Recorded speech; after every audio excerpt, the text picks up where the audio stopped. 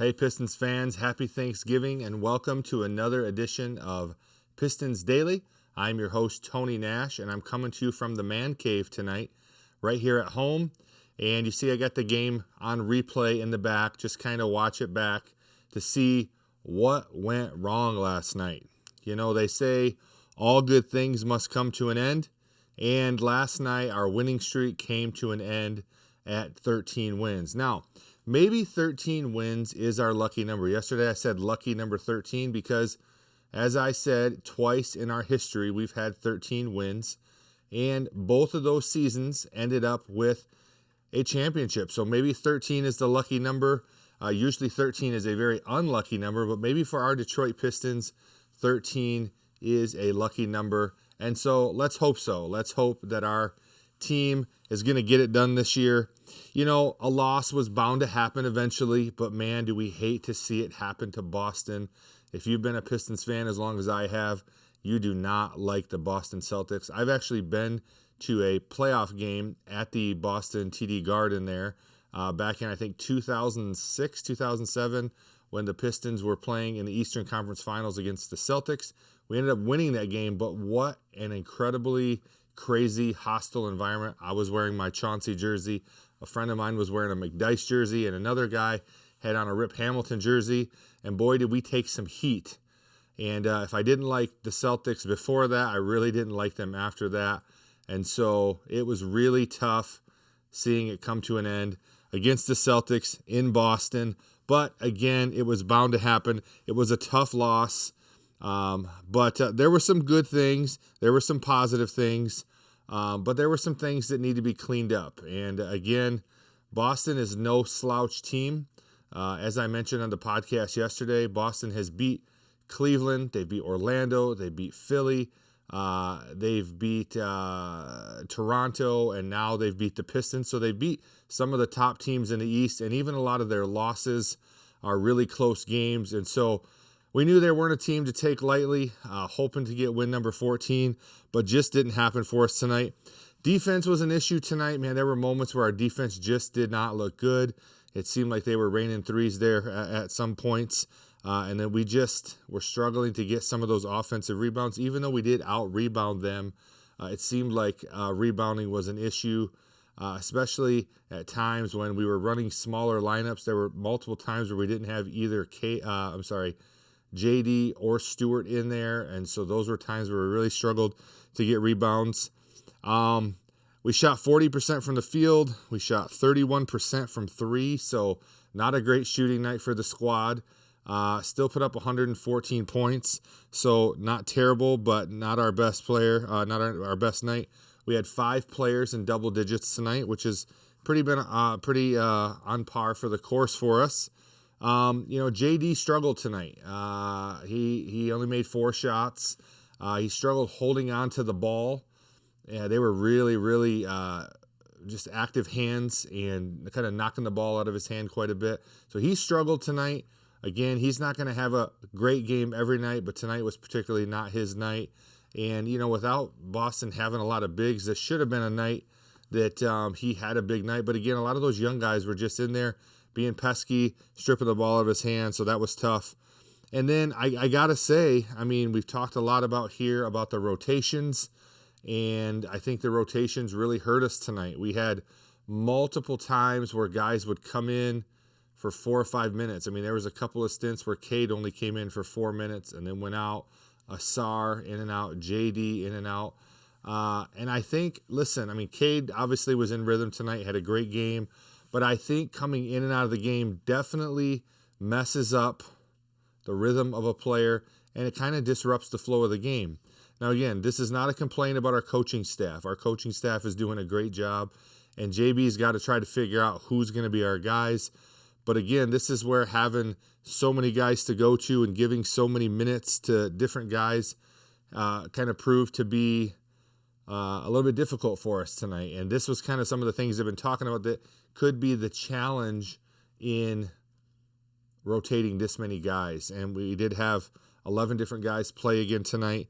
And then there was one lineup in particular I thought was really bad. There was one point where we had Tobias, Asar, Duncan, Jaden Ivey and Karis LeVert out there. And when those guys were in, they were in there for about 2.5 minutes. And that's when we gave up our 7-point lead really, really quick. And actually, Boston took a 4-point lead before we subbed them out. So that particular lineup of Tobias, Asar, Duncan, Ivey, and Karis, to me, was not a good lineup, not together. Maybe they were hoping for some defense or some speed. Didn't work out for us. Didn't get any buckets, or we got very few buckets during that time. So I didn't really like that lineup. But again, I think JB is trying to figure some things out. I think he's trying to figure out what lineups are going to work and who's going to play well together. And it's early in the season, so it's probably the time to figure it out. And so we as fans are going to have to be a little bit patient with that.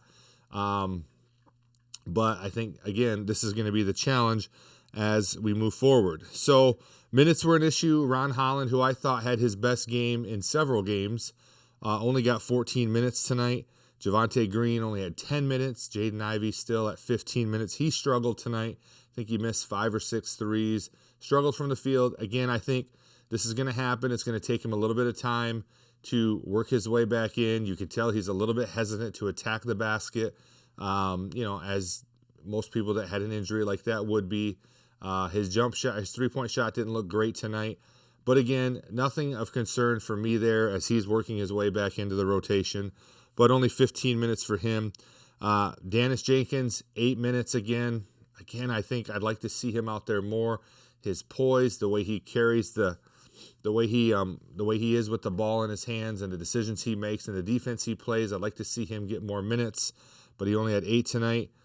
Paul Reed did not see the court once again. You almost feel bad for B-Ball Paul because he did some big things when we were hurt, and now he's not seeing the floor. I understand why, but I do think there's a way to work him into the rotation a little more. I think he would have helped us tonight, bring a little spark off the bench, certainly with some rebounding and a presence down low. And so, again, these are some of the issues with these short stints. And then listen, Karis LeVert, I'm trying, guys. I know there's a lot of Karis fans in this chat and that follow me here. And I'm not trying to be a hater. I'm not trying to hate on Karis. I know some of you love the name Careless LeVert. Some of you do not like it. I'm not being a hater, but Karis struggled tonight. At the end, they kept him in mostly on defense. He was getting cooked by Derek White. I mean, just absolutely cooked.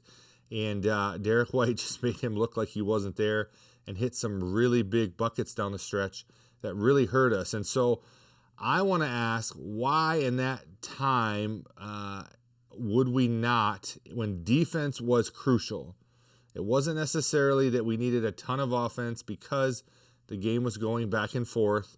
Obviously, offense is always important, but we particularly needed some stops. Why would we not put Ron Holland back in the game and put him on Derek White? We had Asar in there already, either guarding Pritchard or Jaylen Brown. Well, why would we not have Ron Holland in there down the stretch for the defense to isolate Derek White? I think that would have been a good move. Maybe JB saw something that I wasn't. Maybe you can let me know in the comments what your thoughts were. But I thought Karis being in there to the end did not help us, especially defensively. And so let me know what your thoughts are about that. Jaylen Brown ended up with 33 points tonight. Last time he had 41 on us, so he seems to have our number. Derek White with 27, and I think like 17 of those were in the second half, maybe more. Again, would have loved to see Ron on him a little bit there down the stretch. And then Baylor Shearman came in with 13 points off the bench, 3 threes, timely threes that they needed. And he's not necessarily on your scouting report. And so, good for the Celtics, I suppose. Hate to say that. Not a Celtics guy by any scope of the imagination. Hate to lose to him. But, I do think that we'll learn from this game. I think the big story of the game, though, is we missed 7 free throws. There's your game right there. But most notably, Cade's big missed free throw at the end. And I know that's what everybody's talking about. Cade had a great game. Very efficient tonight. He ended up with 42, 8, and 5. Incredible performance.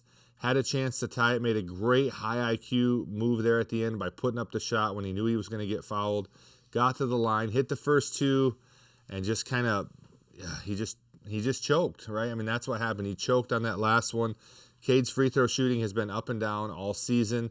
He's been shooting it better as of late, but I thought there at the end, he just didn't get it done. And you could tell it got to him. And I am absolutely certain that he will learn from that. It will be a growing moment for him. You know, there's a lot to be learned, and probably a lot more to be learned in failure than there is in victory.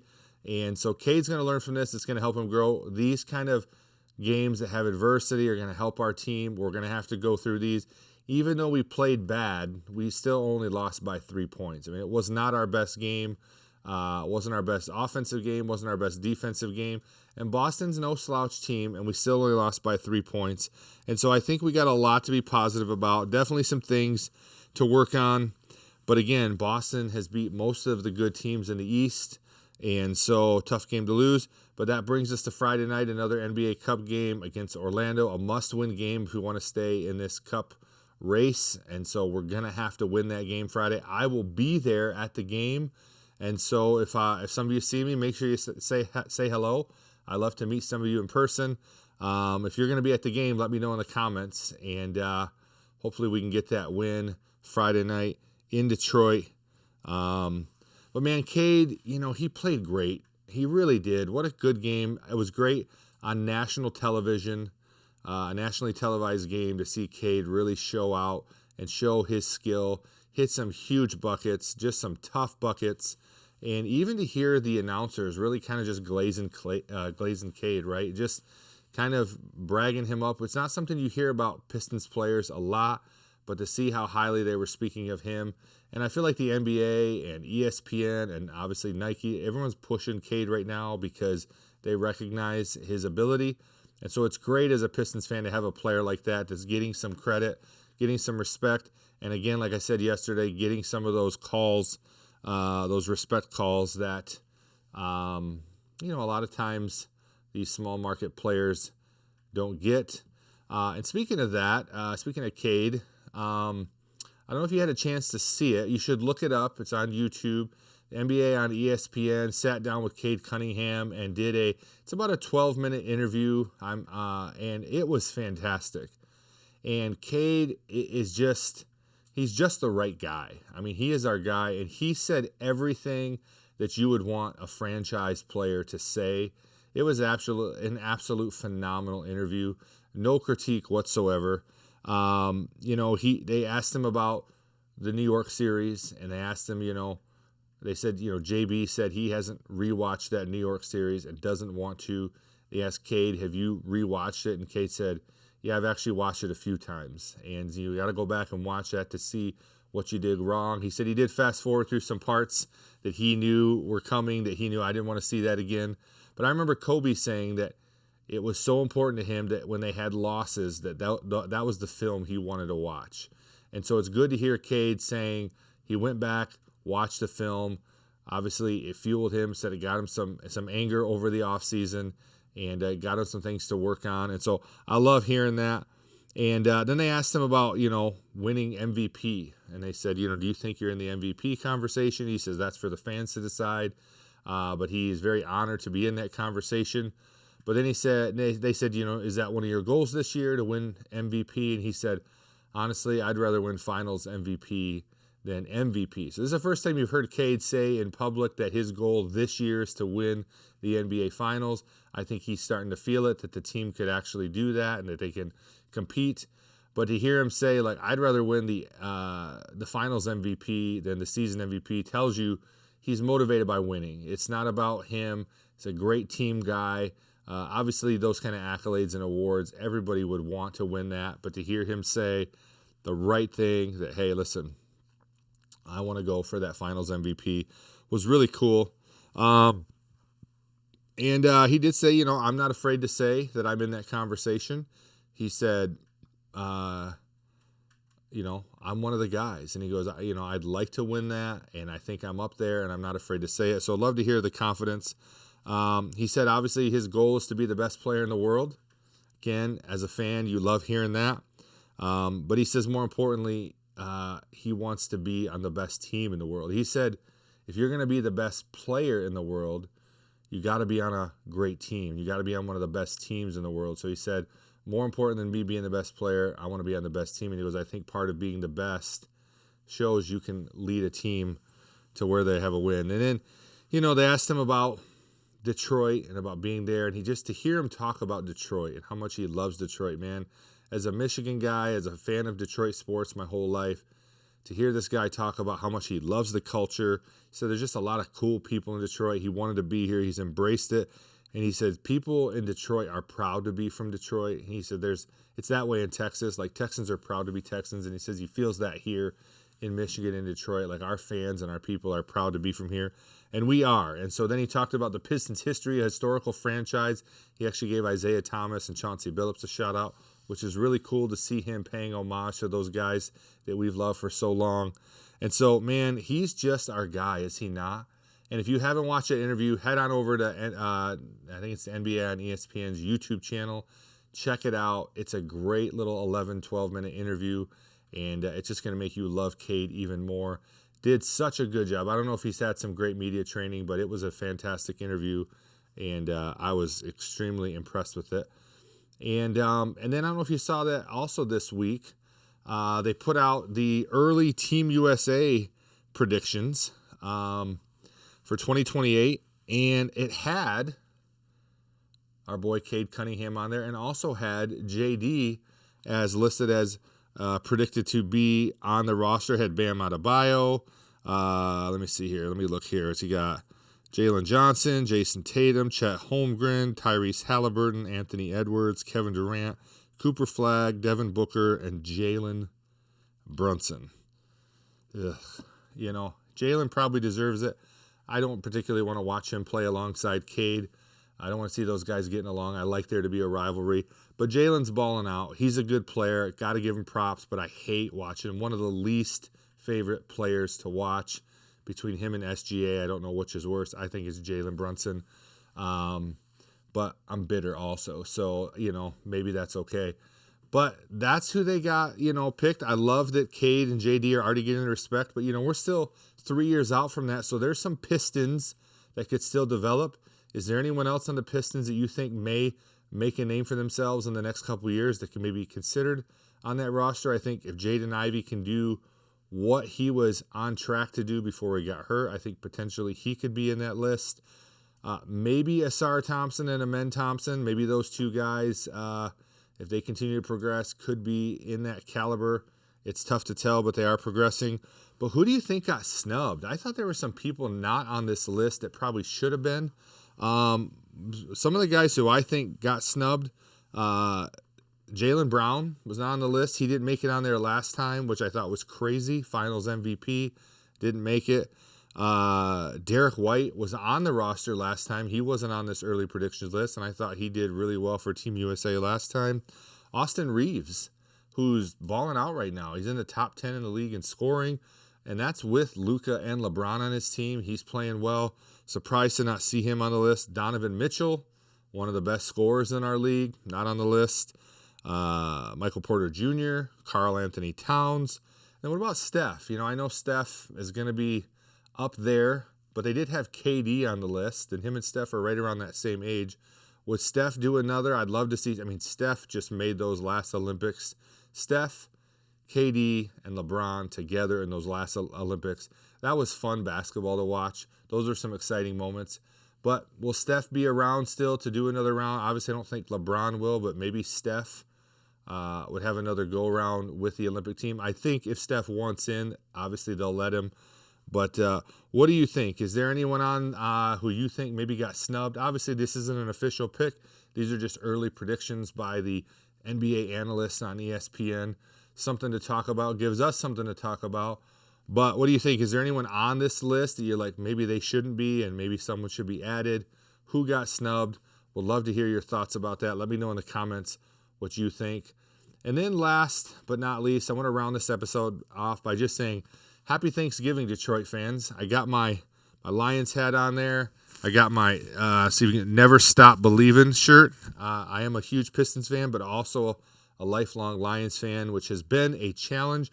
The last couple years have been more fun, a lot more fun. Love Dan Campbell, love the squad, love Jahmyr Gibbs, love Amon-Ra. I mean, I love Aiden Hutchinson is our guy. I love the team. Been struggling as of late, really trying to, I think it's the offensive play calling. Some issues there. I'm not going to get too much into the Lions because this is a Pistons podcast, but it is Thanksgiving Day. And so what's your Lions predictions? Who's going to win? Obviously, as Detroit fans, we believe the Lions are going to win.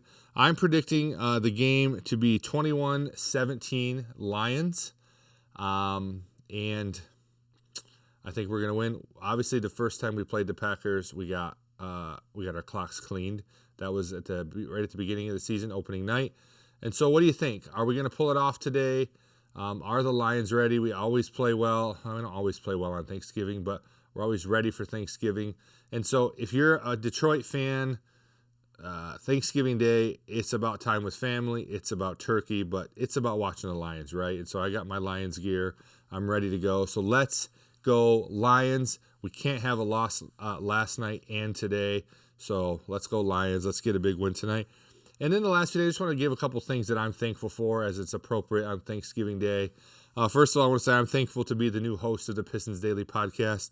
I've been enjoying it. It's just been my first week. I appreciate the comments. I've been reading them. I've been responding to some of them. We're making friends in the comments, right? We're getting to know each other. And I love the feedback. So please continue to comment. Let me know things that you want to hear me talk about on the show. I know some of you are tired of hearing about the trade rumors, just like I am. It's not my favorite thing. But, man, that's what everyone seems to be talking about right now. But I'm just thankful to be the host here. Thankful to talk about the Pistons with you guys every day. Thankful for my family, my wife, and my 6 kids. Looking forward to spending the day with them today. I'm thankful for my business. I own a marketing agency here in mid-Michigan called AZ Branding Solutions. Thankful for that business and my team. I'm thankful for the Pistons, man, giving us something exciting to watch in the NBA. Right? The NBA, as a whole, has been hard to watch for quite a long time for me. But the Pistons have given us something to be excited about in the NBA, something to watch. So I'm thankful for them. And then I'm thankful for Cade, man, just getting this national recognition that he had a big game on the national stage and just the player he's becoming. Hopefully, he can stay healthy and that this team can be good for many years to come. No trades for us, right? Let's continue to build. Let's continue to see what we got with this team. And let's have a great several years here. Great to hear the media talking about us. And so those are some of the things I'm thankful for. Let me know in the comments what you're thankful for. Let me know your Lions predictions. How do you feel about the streak coming to an end? We knew it was going to happen eventually, but how are we feeling about it? Do you agree that the game was not our best game and yet we were still close? Let me know if you saw Cade's interview on ESPN and let me know what your thoughts are. And then what's your Team USA predictions? Who else from the Pistons should be on that squad, or who else maybe was snubbed? Who on that list do you think should not be on there? Would love to hear from you. So that's all I got for you guys today. Remember, we're on the road to 2,500 subscribers. So if you haven't already, please subscribe to the channel. Hit that notification bell so that you can be notified every time we drop fresh content for you. We want to hear from you. We want to have you be part of the Pistons Daily family.